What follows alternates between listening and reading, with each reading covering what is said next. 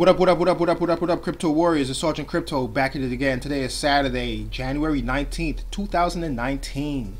Education is the passport to the future, for tomorrow belongs to those who prepare for it today. Malcolm X. Always be willing to learn and always be teachable. No one knows everything. Alright? No one has all the knowledge in the world, and the best way to prepare for something is to learn as much about it as possible. So let's get into it. Everything today is coming out of Twitter, and the first one is something from Max Keiser. Max Keiser is the host of the Keiser Report. It has a little blurb right here. Max Keiser, Wall Street vet and host of the Keiser Report, is not fazed by the Bitcoin and cryptocurrency bear market. Boom. So let's get into it. Here it is. It's coming out of the Daily Hodl, and they're just doing a recap on an interview he did with the Bitcoinist. Max, it's already said that. Boom. In an interview with the Bitcoinist, Keiser predicts Bitcoin will rise to over 100K. The Bitcoin price got way ahead of itself, and we saw a typical pullback. Since I started in Bitcoin in 2011 at $1, I've seen a few of these. He adds, the long-term chart is fine, it's still bullish. When asked why the crypto market has tumbled in unison with the stock market, he says that it's mostly due to the way we perceive digital currencies. I think the market sees Bitcoin as a risk-on asset, so it moves in unison with stocks. At some point, the market will understand that Bitcoin, like gold and cash, is a risk-off asset. When the market realizes this, we'll see all-time highs as safe haven. Capital flight moves into Bitcoin. A lot of people, they don't understand Bitcoin, and they just think that Bitcoin is just for drug dealers and money laundering and criminal use. Like I've stated, I've had a recent not interview, but a recent spoke recently with someone that I know, and he still thinks that Bitcoin is for criminals, but whatever. Keiser also thinks we need to see the bigger picture of how Bitcoin is being used all around the world. When asked about the rise in Bitcoin volume in Venezuela, a country in crisis due to hyperinflation, Keiser says, against the Bolivar, Bitcoin and gold have had incredibly powerful upward moves. Only using the US dollar to map Bitcoin's performance and impact is short-sighted and misleading. Think global. And that is a problem with a lot of people here in the States, especially. They don't think that things that happen in other parts of the world can happen here, like hyperinflation, a quote-unquote bank holiday when there's a bank run and the banks close all the branches, don't give you access to your funds via ATMs and or from online banking. They think, oh, that can't happen here. That sort of thing only happens in third world countries. Well, as we saw the other day when there was a bank run in France, guess what? It was a bank holiday. They closed up shop and didn't allow people to take out their funds from ATMs. So if that should spread to the States, then guess what? The same thing will happen here. And that's why I'm long Bitcoin, short bankers. All right. Keiser also thinks we need to see, I already said that about the big picture. Keiser doesn't think Venezuela's new oil-backed coin Petro, or any other coin for that matter, presents any real competition to Bitcoin. And if you don't know, Venezuela, they started their own cryptocurrency, and that is supposedly backed by oil. It's a money grab for the government of Venezuela. Calling Bitcoin a monetary black hole that will gobble up all fiat, Keiser says. Only Bitcoin has the power to create a fiat-free world while simultaneously destroying all that get in the way.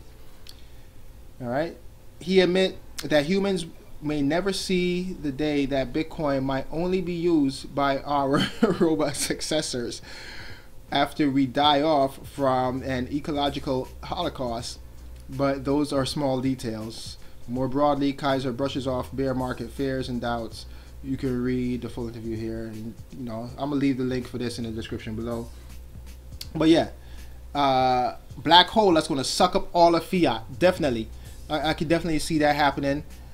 Maybe not in our lifetime, maybe in my children's lifetime or my grandchildren's lifetime, maybe. But definitely something that could happen, because you know, Bitcoin is the truth. It's math. It doesn't lie. It can't be corrupted, and you know, it can be manipulated, so to speak, like it is being manipulated right now as far as a price point goes. However, one Bitcoin is still one Bitcoin, and when people realizes that, then it will be a crazy shift in the world. All right, and one Bitcoin is still one Bitcoin, people. All right, next, this is something I retweeted from the Bank of England. So I'm gonna pause my music for a minute so you guys can hear this. Let's never, almost never. So they're asking, let me pause it. So they're asking in this video, how often do you go into a bank or building society? And no one goes to banks anymore. All right, so here it is. Never, almost never. Like once a month, maybe? 2-3 times a year? Very rarely. I would bank online. 5 minutes ago. Never. That was last week. You mean last week? Yeah, last week. Twice a week. Only because you can't get anything done on the internet. Or, I don't know, like last month. I would like to go more often, but everything's digital these days. So there it is. It's a wrap. So I tweeted, your end is near. Bitcoin and cryptocurrency is the future of money. Your run is over. Fat cats. Let's get this crypto warriors. You're dead. And there it is. Boom. Dead off. All right. And I tagged some people, you know, KRB Crypto, Thinking Crypto, Anthony Pompliano, and Max Kaiser. They're dead and just trying to prolong the inevitable.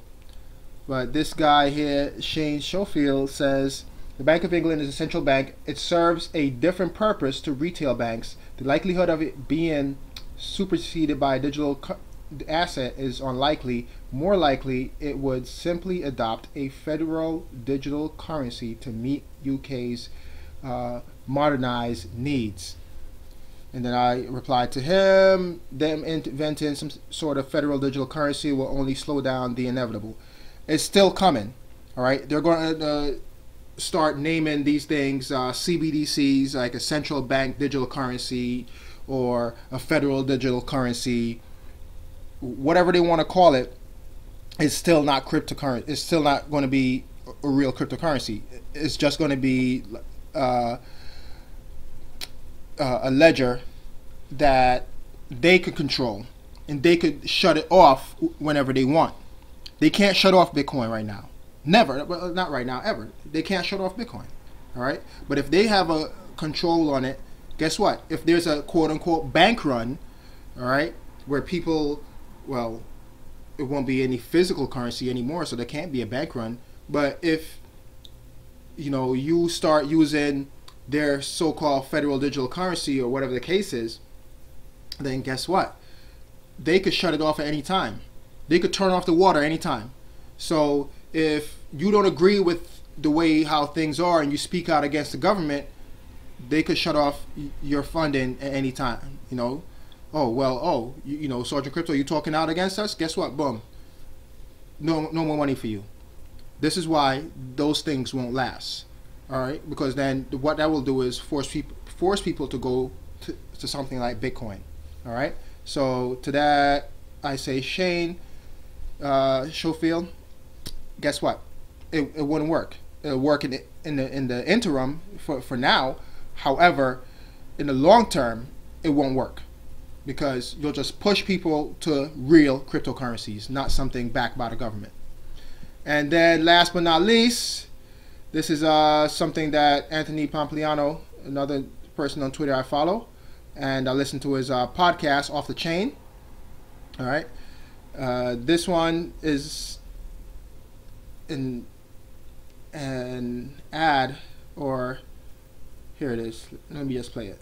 Today, Bitcoin is more used to move money than PayPal. In the case of Ethereum, potentially pretty significantly oversold. This is the start, I think, of the next great wave of innovation in technology. Long Bitcoin, short the bankers. So in the promo ad, basically, you hear Anthony Pompliano, long Bitcoin, short the bankers. And, you know, it's just funny that they played that in the actual promo. All right. So, yeah, it's a great little 7-minute video. You guys should watch it. Again, follow me on Twitter. All right. At Sergeant Crypto 99. There it is. At Sergeant Crypto 99. Give me a follow on Twitter. I retweeted that. And you can see all my tweets and stuff. And, yeah, you know, long Bitcoin, short the bankers, man. All right. And these fat cats are dead. Holla at your boy. Thanks for watching. Please smash up the likes. Hit that subscribe button, that notification bell to get notified when I upload new videos. Thank you, and I'm out. Peace.